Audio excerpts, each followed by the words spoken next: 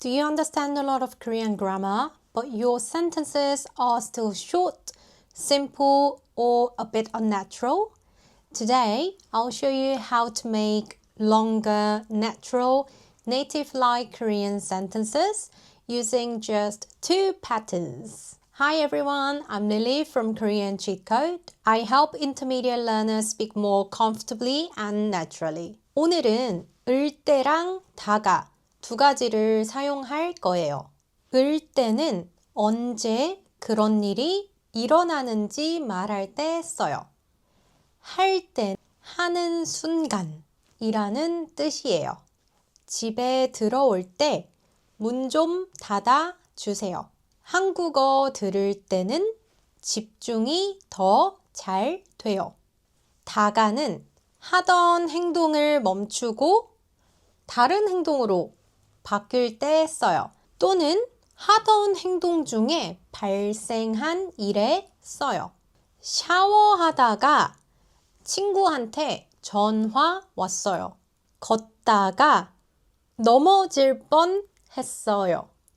을 때는 언제 일어나는지 말하는 시점 표현이에요.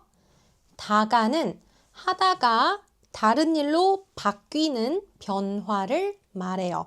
그리고 다가는 이야기하거나 상황을 설명할 때 훨씬 자연스러워요.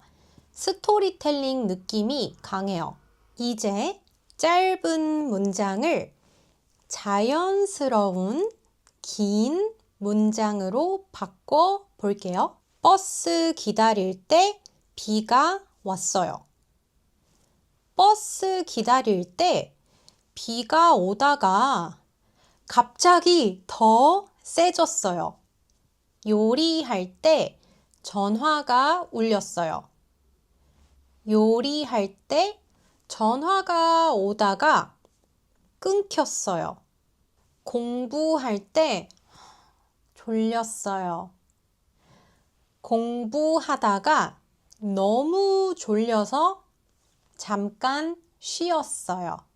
산책할 때 고양이를 봤어요. 산책하다가 귀여운 고양이를 봤어요.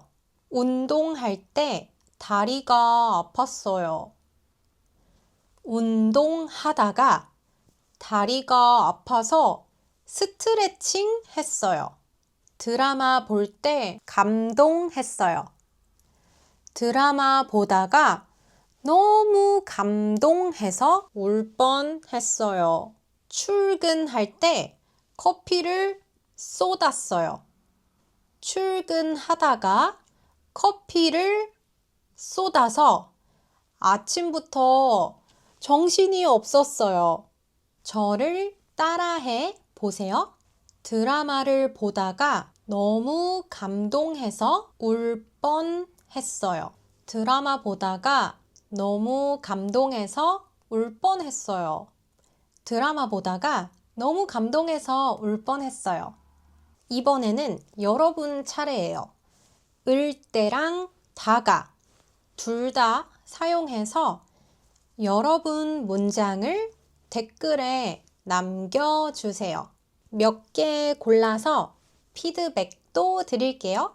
자연스럽게 말하기 연습이 더 필요하다면 설명란에 링크가 있어요.